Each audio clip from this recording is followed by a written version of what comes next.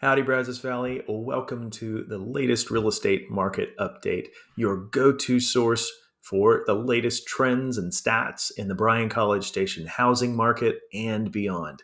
I'm Hayden Riley, a licensed broker associate with Inhabit Real Estate Group, and whether you're buying, selling, or just keeping an eye on the market, I've got you covered.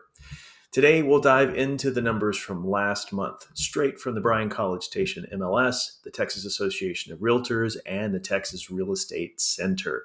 From sales volume to median home prices, we'll break it all down to help you make an informed decision based on this dynamic market. So grab a cup of coffee, maybe a pen and a paper, and let's see how this market's shaping up. Trust me, there are some interesting trends you won't want to miss. You ready? Let's jump in.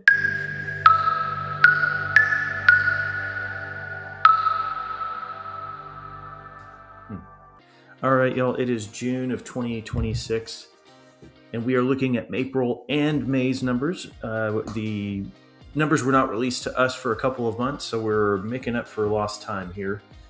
As usual, we'll get started with average days on market. We're watching the purple/pink line, magenta, maybe.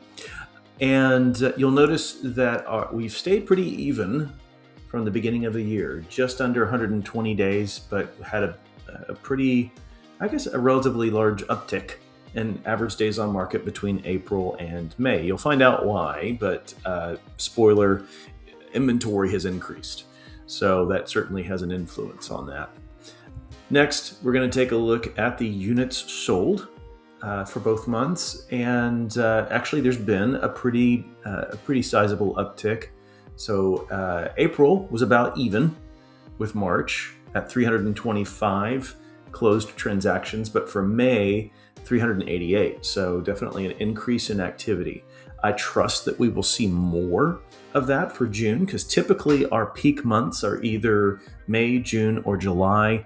And you can see from the previous years that's June is typically higher than May. So next, we're going to take a look at the new listings taken.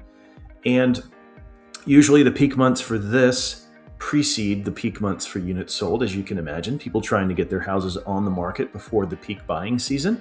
So once again, looking at that magenta line, our new listings, there's a pretty big dip from April to May, but we usually see a dip. Our peak months are usually March or April. So this year it was April, from 657 new listings taken to 583 new listings taken in May. And next, we're taking a look at the housing reports. First, we'll take a look to the left at April. Our median price point in April was $329,900. And compared to April of last year, there has been no change in price. The active listings are up 20.1%, and the days on market 104. Once again, you can tell by the top here, this is just for College Station and Bryan. That's why the numbers are a little different than the average days on market chart that we saw earlier. Next, we're taking a look at the price distribution with the lion's share between $200,000 and $400,000 as far as active listings go. Closed sales are down 11.6% in the month of April, and our months of inventory, 5.4 months of inventory, compared to 4.6 months of inventory the previous April. Now for May, we're taking a look. Our median price point is down 1.2% at $315,000. That's compared to May of last year. Our active listings are up 27.2% comparing month to month, May 26 compared to May of 25. Days on market, 107. So we are increasing our inventory. We're therefore also increasing our days on market. Price distribution is not that different from the previous month, so I won't go over those numbers again. Our closed sales are up 8.3%, and our months of inventory, 5.6. So as you add more inventory, you make it so that properties stay on the market for a little bit longer. For those of you not familiar with this months of inventory idea, I explain it each video, but just in case, this is a measuring tool where we ask the question, if we were to close the same number of transactions that we did in that month, so in this case, let's say it's May, of 2026, if we close the same number of transactions over and over again without adding any new inventory, how long would it take us to deplete our inventory completely? And the answer to that question in this instance would be 5.6 months.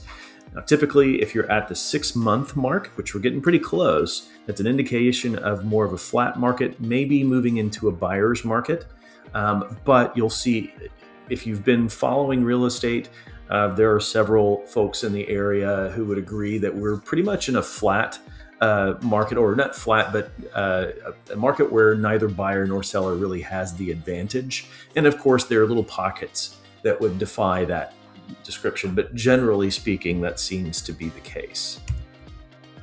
Last but not least, we're just taking a look at the market activity. In other words, the amount of the number of transactions, or the number of properties that went under contract in the last week. This is kind of an indication of maybe how many sales that we'll have in the coming weeks. So we had 96 properties go under contract this last week. There are 1,945 active listings. So that means that 4.9% of our inventory went under contract. As you can see from the chart below, we're following the orange line for 2026, and we're pretty much on par with where we were last year. And that's a wrap on this month's Brazos Valley Real Estate Market Update. Thanks so much for tuning in and staying informed about our ever-evolving market.